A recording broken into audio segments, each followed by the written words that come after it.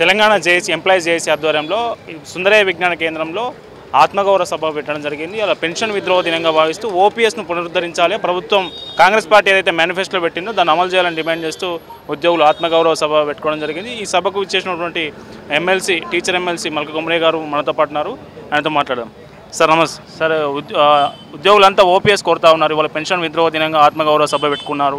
మళ్ళీ ఏం చెప్తారు ప్రభుత్వానికి ఈ ఓపీఎస్ విధానం మళ్ళీ పునరుద్ధరించాలని కోరుతూ ఇది ఒక 20 సంవత్సరాల నుంచి ఈ ఉద్యమం నడుస్తూ ఉంది.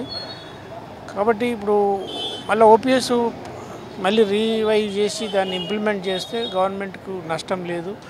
దానికి మాకు కొంచెం క్యాలిక్యులేషన్ చేసి గవర్నమెంట్కు మనం ప్రాపర్గా రిప్రజెంట్ చేసి తర్వాత ఇప్పుడు ఉద్యోగులు టీచర్సు ఇదంతా జాయింట్ మీటింగ్ చాలా సక్సెస్ఫుల్గా జరిగింది. దానికి మన లచ్చిరెడ్డి గారు, మన హనుమంతరావు గారు, సురేష్ గారు తపస్ తరఫున మిగతా యూనియన్స్ అందరు కూడా యాక్టివ్గా పార్టిసిపేట్ చేశారు. చాలా నంబర్లో అదేంది. కాబట్టి గవర్నమెంట్కు వాళ్ళ మేనిఫెస్టోలు కూడా పెట్టారు, ఈ ఓపీఎస్ సిస్టమ్ మేము మళ్ళీ మా ఎలక్ట్ అయ్యి రాగానే చేస్తామని. కానీ ఇప్పటికి చాలా 20 months అయిపోయింది. కాబట్టి ఓపీఎస్ ఎట్టి తిరిగి పరిస్థితుల్లో తీసుకురావాలని కోరుతున్నాము. మన కౌన్సిల్లో కానీ అవసరమైతే అసెంబ్లీలో కానీ సీఎం గారికి, తర్వాత ఫైనాన్స్ మినిస్టర్కు, చీఫ్ సెక్రటరీకి కూడా, గవర్నర్ కూడా రిప్రజెంట్ చేయడం అయింది. ఇది కంటిన్యూగా పునరుద్ధరించే వరకు ఈ ఉద్యమం కంటిన్యూగా నడుస్తుంది. దానికి ఏ విధమైన అన్ని విధాల సపోర్టు, ధర్నాలు కానీ అన్నిటికీ స్ట్రైక్ చేయడానికి మేము రెడీగా ఉన్నాము. నా వంతుగా ఫుల్గా దీని మీద సాధించే వరకు పోరాడతాము. తర్వాత మా తపస్సు యూనియన్ కూడా హనుమంతరావు గారు, సురేష్, మిగతా ఆఫీస్ బేరర్స్ అందరూ కూడా దీన్ని గట్టిగా కోరుతున్నారు. ఉద్యోగ తరఫున, గవర్నమెంట్ ఎంప్లాయీస్ తరఫున లచ్చిరెడ్డి గారు ఉన్నారు, మిగతా వాళ్ళందరూ కూడా ఉన్నారు.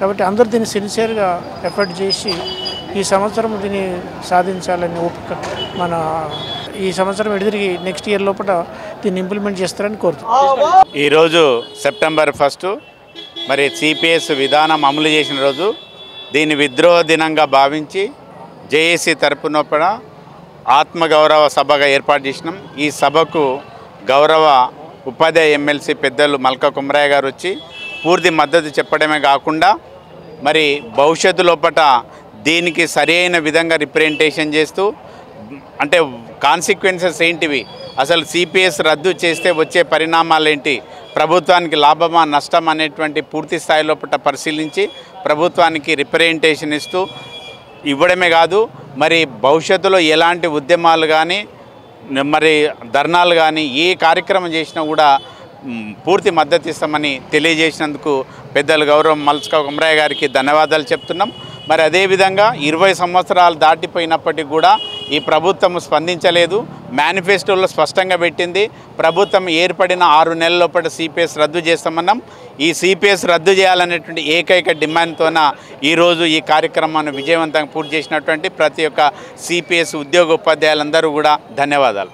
నేడు ఆత్మగౌరవ సభకు విచ్చేసినటువంటి తెలంగాణ ప్రాంత ఉపాధ్యాయ సంఘం కార్యకర్తలందరికీ కృతజ్ఞత తెలియజేస్తూ, ముఖ్యంగా గత 20 సంవత్సరాల నుండి మరి సిపిఎస్ విధానాన్ని రద్దు చేస్తామని ఎన్ని ప్రభుత్వాలు వచ్చినా హామీని ఇస్తూనే మరి దాటవేయడం అనేది జరుగుతూ ఉంది. మరి ఈ కాంగ్రెస్ ప్రభుత్వం కూడా మరి రాష్ట్ర ప్రభుత్వం ఏర్పడిన వెంటనే 6 నెలల్లో సిపిఎస్ విధానాన్ని రద్దు చేసి ఓపీఎస్ విధానాన్ని ప్రవేశపెడతామన్న గౌరవ ముఖ్యమంత్రి గారు వెంటనే మరి దీన్ని ప్రవేశపెట్టి మా ఉద్యోగ ఉపాధ్యాయులందరికీ ఆనందాన్ని ఇవ్వాలని నేను ఈ సభ ద్వారా కోరడం అనేది జరిగింది.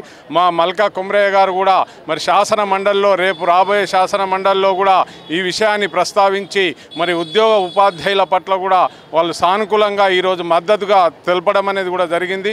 మరి ఆ మద్దతు ద్వారా రాబోయే రోజులలో మరి కనీసం మరి ఈ విషయాన్ని ప్రస్తావించి వెంటనే అమలు చేయకపోతే మరి గత 20 సంవత్సరాల నుండి తెలంగాణ ప్రాంత ఉపాధ్యాయ సంఘం పోరాటం చేస్తూనే ఉంది. దీన్ని మరింత ఉధృతం చేసి మా యొక్క హక్కులను సాధించే వరకు పోరాటం చేస్తామని ఈ సందర్భంగా తెలియజేస్తాం.